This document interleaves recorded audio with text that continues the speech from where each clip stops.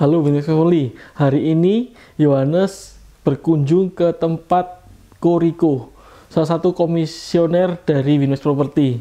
Kita mau belajar banyak bagaimana success story-nya dan bagaimana juga usaha-usaha yang lain dan bagaimana dengan impiannya. Ya, kita sama-sama lihat yuk.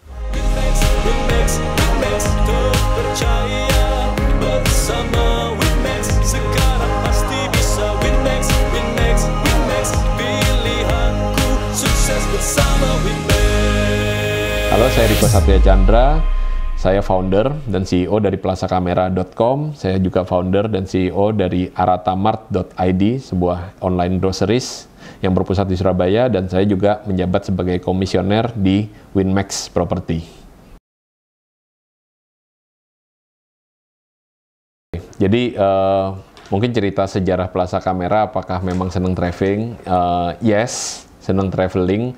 Tetapi sebenarnya lebih senang fotografi. Jadi saya waktu itu mendapatkan kamera, membeli atau dibelikan lah lebih tepatnya pada saat SMP. Waktu itu kamera Kodak DSC 280 kalau nggak salah, memory card-nya waktu itu 2 mega, pakai CF gitu ya, udah kerasa itu gede banget sih dulu ya. Jadi itu kamera digital pertama, dan sejak saat itu memang menyenangi dunia fotografi. Jadi saya bisa dibilang sudah seneng foto kayak gitu, walaupun tidak sampai seri pro karena keterbatasan ini juga budget waktu itu. Cuma sudah menyenangi dunia fotografi, dan di 2009 waktu itu membeli kamera Sony Alpha 200, waktu itu launching di salah satu toko elektronik, membeli, dan sejak saat itu akhirnya lebih menyenangi lagi, akhirnya memegang DSLR. Dan di 2011 waktu itu memutuskan untuk membuka Plaza Kamera karena kesulitan mendapatkan aksesoris. Jadi ternyata aksesoris kamera itu kebanyakan impor, dan di Indonesia cukup sulit mencarinya, sehingga waktu itu kenapa nggak coba jualan aja ya. Dan waktu itu impor juga. Jadi sampai sekarang sih masih ada impor, tapi persentasenya udah kecil. Tapi waktu dulu awal-awalnya impor. Jadi apakah traveling yang mengakibatkan saya senang dunia fotografi? Sebenarnya tidak terlalu sih, tetapi memang lebih senang ke arah fotografinya itu sendiri. Betul, usaha ortu di bidang spare part mobil, dan ada juga yang saudara-saudaranya orang tua di dunia bengkel kayak gitu ya. Ortu juga sempat bikin kebun kayak gitu, kebun coklat, tetapi nggak ada kaitannya sih. Jadi benar-benar akhirnya memang buka usaha sendiri ya. Kalau diomong dari nol bisa dibilang seperti itu, karena modal pertama waktu itu barang Plaza Kamera pertama kali itu sebenarnya bukan di dunia aksesoris. Saya ada barang-barang umum kayak gitu ya, dimana belinya waktu itu pakai kartu kredit, dan modal 3 juta lah waktu itu, karena limit kartu kreditnya 3 juta. Jadi benar-benar pakai kartu kredit, beli di AliExpress, nyampe sini terus dijual di Kaskus. Ceritanya seperti itu dulu. Jadi berawalnya sekitar tahun 2011. Ada aksesoris kamera dikit-dikit di akhir tahun 2011. 2012 tuh bener-bener baru full 100% aksesoris kamera. Jadi even waktu itu tidak ada kameranya. Kameranya itu baru jual 2014. Jadi fase 2014 itu baru bener-bener jual kamera. Sebelumnya cuma aksesoris.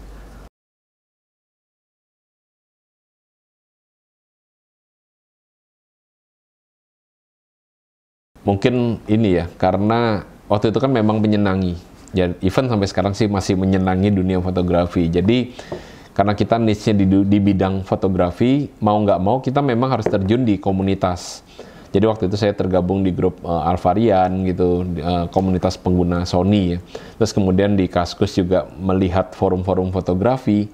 Jadi intinya adalah gimana caranya stay relevan, mungkin kalau bahasa sekarang itu adalah memang terjun ke dunianya, bergaul dengan orang-orangnya. Sehingga waktu itu salah satu yang paling utama, kita waktu itu kita dapat momentum pertama adalah dari GoPro waktu itu, di sekitar tahun 2014. Jadi kita sebenarnya malah belum jualan kamera DSLR atau mirrorless, tapi kita jualan pertama kali itu malah GoPro, kalau kita ngomong kameranya ya.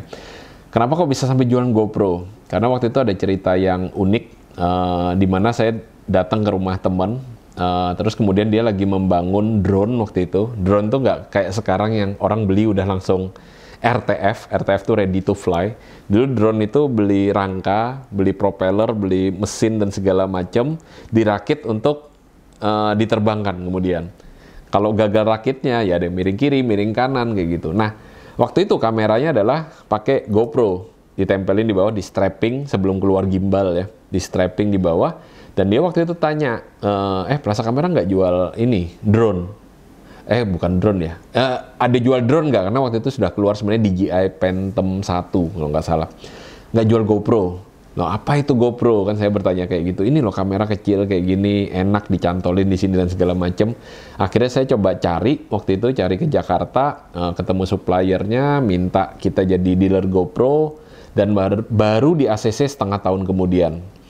Dan sejak saat itu Plaza Kamera di fase 2014 sampai 2017 itu dikenal sebagai toko yang jual GoPro dengan lengkap beserta aksesoris dan juga bisa ngajarin. Jadi GoPro waktu itu salah satu primadona penjualan Plaza Kamera. Dan awalnya dari mana? Dari temen yang hobi drone tadi. Dan kita tetap relevan. Jadi kalau ada customer misalnya tanya, ada barang ini nggak? Kita nggak cuma sekedar ngomong kosong. Ya memang waktu itu memang kita kalau belum jual ya kita ngomong kosong. Tetapi kita tanyain lagi, lo memang buat apa Pak? Emang buat apa Bu? Atau Om gitu ya, biasanya kalau di kalangan fotografi kan. Oh Om memangnya buat apa ya? Salah satunya waktu itu slider. Ada orang nanya, jual slider nggak? Nggak pernah dengar. Apa itu?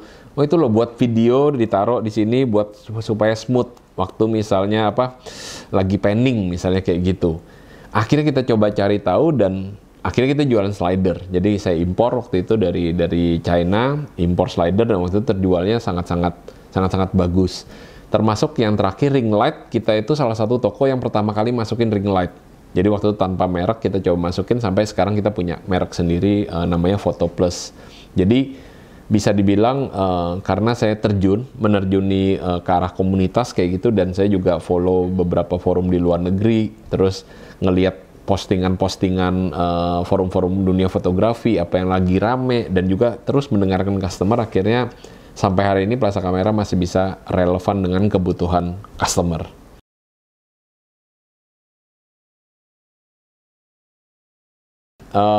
Kalau misalnya ya tadi kan memang seneng jalan-jalan ya. Jadi kalau ke Google itu sebenarnya jalan-jalan sih. Jadi sempat 2 kali di Amerika di Palo Alto. Jadi waktu itu ke sana dan kalau orang jalan-jalan biasanya ke Amerika gitu kan, ke Las Vegas atau misalnya di Los Angeles ada Hollywood. Saya pergi juga ke sana, tetapi pas nyampe San Francisco, tujuan utama saya justru bukan jalan-jalan di San Francisco-nya, tapi pengen ke kantornya Google. Jadi akhirnya kita ngambil kereta, Caltrain, California Train atau Cal Express gitu ya. Kita pergi ke kantornya Google, terus kemudian jalan-jalan di sana aja, karena pada dasarnya kantornya terbuka, tetapi kita tidak bisa masuk ke dalam gedung Google-nya. Jadi kita bisa seliweran di halamannya, foto-foto gitu, nggak ditanyain sama satpam, tetapi kalau masuk ke dalam area kerjanya mereka memang harus pakai ID card. Jadi harus kenal sama salah satu staffnya, yang mereka sebutnya itu Googler gitu ya. Nah, waktu kunjungan kedua kebetulan sama teman, dan teman ini punya teman juga orang Indonesia yang kerja di Google. Jadi akhirnya saya sempat nyobain 1 kali ya makan siang gitu di kantinnya Google gitu ya. Jadi pengalaman yang menyenangkan karena kantinnya kayak hotel bintang 5 lah, ada masakan Asian kayak gitu, Chinese, American, terus ada Indian karena cukup banyak orang India juga yang kerja di Google. Jadi aslinya jalan-jalan gitu ya, cuma kebetulan yang kunjungan kedua bisa masuk, merasakan aja dan dia cerita banyak soal culture-nya Google. Nah terus kalau misalnya ke Alibaba itu memang daftar. Jadi buat teman-teman mungkin yang nonton video ini, Alibaba itu punya program. Ada 2 jalur, ada Netpreneur sama e-founder. Jadi e-founder ini untuk khusus startup founder. Biasanya diorganisir sama salah satu venture capital gitu ya. Yang satunya Netpreneur ini dengan terakhir itu dengan Kadin. Jadi kalau teman-teman di sini mau ikut program itu bisa sebenarnya, tinggal dengerin aja gitu ya info kapan Alibaba buka kelas lagi, terus kita coba apply. Jadi for free, 100% for free. Cuma kita nanggung sendiri ya ongkos pesawat sama menginapnya. Tetapi acaranya sendiri bahkan dikasih uang saku buat makan. Jadi saya kebetulan ngambil hotel di sekitar 1 kilometer lah dari Alibaba, kantornya Alibaba. Dia punya satu gedung buat kampusnya itu. Jadi 1 kilometer atau 2 kilometer lah ada Hotel Mercure di Hangzhou, itu saya di sana. Jadi tiap hari PP ya kadang naik bis, kadang urunan sama temen kayak pakai Ubernya gitu ya, atau pakai namanya di sana Titi ya, Titi Kuaicing. Jadi ya urunan gitu karena temen satu punya memang bisnisnya di China, jadi ya udah pakai akunnya dia, saya sih nunut aja gitu. Jadi pengalaman yang menarik di Alibaba karena kita bisa melihat digitalize-nya China itu seperti apa, dan bisa dibilang mungkin Indonesia ketinggalan kalau nggak 5 atau 8 tahun mungkin ya dari sana. Jadi bukan dari sisi teknologi yang canggih banget gitu, nggak. Walaupun saya pernah ke Amerika pun tidak terlalu terkesan juga sih, nggak canggih-canggih banget juga kok di sana. Kurang lebih Indonesia juga.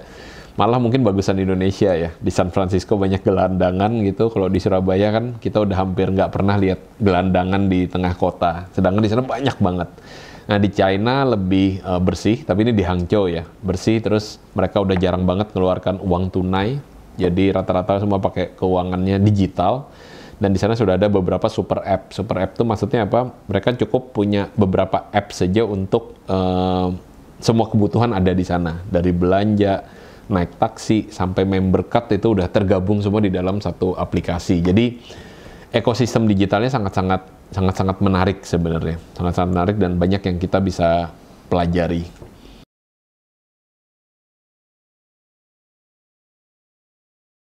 Oke, kalau direct mungkin lebih ke arah kayak gini ya, mungkin dari cara berpikir aja.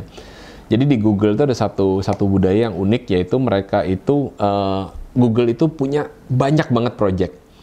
Jadi mereka memang sistemnya katanya ada town hall, kalau nggak salah ya, ada town hall sebulan sekali. Itu pendirinya Google si Sergey Brin sama Larry Page ya, berdua itu selalu muncul di kantor, di halaman depan itu, di depannya kantin itu, buat karyawannya Google itu yang punya ide, mereka bisa kumpul di situ dan melontarkan idenya. Nah kalau misalnya disetujui, mereka langsung bisa bikin tim. Bisa langsung bikin tim, minta budget dan segala macam, terus langsung disediakan kantor khusus. Makanya kalau dilihat, Google tuh banyak sekali produknya. Jadi dari misalnya kayak YouTube, ada sekarang bikin YouTube musik, atau misalnya kayak Google Map, ada Google Street dan segala macam, itu semua hasil dari project-project bawaannya Google. Ini saya ngomong Google, handphonenya langsung nyaut gitu ya. Jadi itu semua udah ada ininya, sudah ada kebudayaan di mana karyawan itu bisa melontarkan ide, kemudian dari ide itu bisa disetujuin, dan kalau disetujuin bisa langsung jadi project. Nah itu yang unik. Jadi karyawan tuh bukan 100% harus tunduk terhadap atasan. Jadi kalau karyawan ada yang berpikir dan menurut pendirinya mungkin itu bisa jadi proyek yang menarik, maka mereka bisa dibiayain dan bisa bentuk tim sendiri. Jadi organisasinya itu sangat-sangat liquid, sangat-sangat cair. Jadi siapapun sebenarnya bisa jadi head of project, dan di sana kegagalan tidak dihukum. Karena namanya di dunia software itu sangat-sangat umum kalau misalnya produk itu akhirnya pas di launching ternyata gagal. Dan itu sangat-sangat wajar. Cuma mereka punya KPI lah ya tentunya. Bukan KPI ya. Google kan ada satu cara berpikir lagi untuk organize kayak gitu, namanya OKR gitu ya. Objective Key Result. Nah itu jadi tetap ada hitung-hitungannya gitu. Projectnya harus jalan berapa lama supaya misalnya tetap kalau misalnya udah nggak works atau gagal mendapatkan interaction misalnya dengan penggunanya, ya udah mungkin akan di-kill, dan itu sesuatu yang sangat wajar. Nah, bagaimana dengan di Alibaba? Alibaba itu menarik. Waktu itu di sana kita udah ditunjukkan dunia namanya live shopping. Jadi waktu itu kita datang ke sebuah gedung di mana 2 lantai itu ada satu perusahaan sewa 2 lantai gedung gitu untuk dibikin studio-studio. Di dalam itu ada puluhan studio. Di mana studio ini ada yang lagi olahraga gitu, jualan susu buat fitness, buat bola buat fitness kayak gitu. Di sebelah sini ada yang fashion. Jadi unik-unik. Dan waktu itu ada satu orang yang ngomong yang paling populer di dunia live shopping itu, dia bisa menghasilkan kurang lebih 20 miliar rupiah. Waktu itu seingat saya dirupiahkan 20 miliar rupiah setahun. Jadi kalau mereka ngomongin KOL, kita juga sekarang biasanya ngomongin KOL ya, Key Opinion Leader, atau kalau bahasa umumnya influencer gitu ya. Kalau di Instagram mungkin selebgram kayak gitu. Itu dia di live shopping, satu orang ini itu bisa mendapatkan sampai 20 miliar. Loh kok bisa dapat duit sampai segitu? Karena kalau live shopping satu orang ini sangat-sangat populer, maka dia akan menjadi host. Dianggap jadi kayak Feni Rose gitu ya di Indonesia. Nah, si Feni Rose-nya ini, kalau misalnya dia live shopping, dia akan dapatkan persentage dari penjualan. Sehingga influencer itu bukan digaji dari perusahaan, tetapi dia mengembangkan diri supaya dia sendiri punya audience. Jadi si influencer ini dia juga terkenal di sosial media, dan akhirnya banyak brand yang mau dijualkan oleh dia gitu loh. Karena begitu dia menjualkan, dia membawa follower-followernya juga. Jadi untuk jadi influencer pun di sana sudah ada industrinya, sudah ada sekolahnya kayak gitu, sudah ada trainingnya. Dan tetapi bukan sesuatu yang mudah, karena kadang satu influencer itu dia bisa ngomong nonstop 5 jam. Bahkan saya pernah tanya loh, 5 jam tuh nggak bisa break. Ya beberapa bahkan sampai pakai pampers gitu, karena nggak bisa break gitu loh. Jadi ya pipis-pipis saja gitu loh, langsung di tempat. Jadi agak kejam juga, tetapi setara dengan potensi pendapatan yang mereka bisa dapatkan. Oke, jadi apakah Indonesia akan menuju ke sana? Maybe yes gitu ya, karena arah-arahnya sekarang sudah semua ke sana, udah dalam bentuk konten. Live shopping pun saya lihat di beberapa tempat, di Shopee misalnya atau Tokopedia, walaupun masih apa adanya ya, jualan baju atau daster gitu ya, apa adanya jualannya, tetapi arah-arahnya udah menuju ke sana. Jadi itu yang menarik sih. Ada juga new retail di sana yang menarik, yaitu supermarket. Itu bisa online dan offline itu udah tidak terpisahkan. Jadi customer yang sama mau bayar secara online terus dikirimkan bisa, atau mau datang langsung makan di tempat juga bisa, bahkan tanpa membawa dompet pun bisa membayar. Kok bisa? Karena mereka punya station yang kita masukin 4 digit nomor handphone terakhir, kemudian di-scan mukanya. Kalau mukanya nggak meyakinkan, misalnya takutnya di print gitu ya, kita disuruh senyum sambil geleng kiri, geleng kanan, jadi harus 3 dimensi. Dan itu akhirnya bisa terverifikasi karena mereka udah connect untuk biometriknya ke sistem pembayaran. Jadi hal-hal seperti ini yang di China itu udah jauh lebih maju gitu loh, adaptasi secara digitalnya. Jadi hal-hal itu yang saya bawa sebenarnya ke bisnis, yaitu bagaimana sih mendigitalkan bisnis, tetapi yang paling penting adalah bagaimana memahami habitnya customer kita, dan kemudian bagaimana digitalisasi itu bisa membantu customer kita untuk lebih mudah bertransaksi misalnya, lebih mudah mendapatkan barang, lebih gampang untuk membayar, atau lebih gampang untuk order. Nah, hal-hal yang seperti itu yang akhirnya jadi mindset saya untuk menjalankan bisnis, mempermudah orang lah, intinya seperti itu. 30-40 tahun lagi manusia udah bisa menginvasi ke Mars gitu ya. Atau misalnya udah kayak film Ready Player One gitu ya, dimana orang udah tinggal di kontainer aja karena dunianya udah di metaverse misalnya. Ya,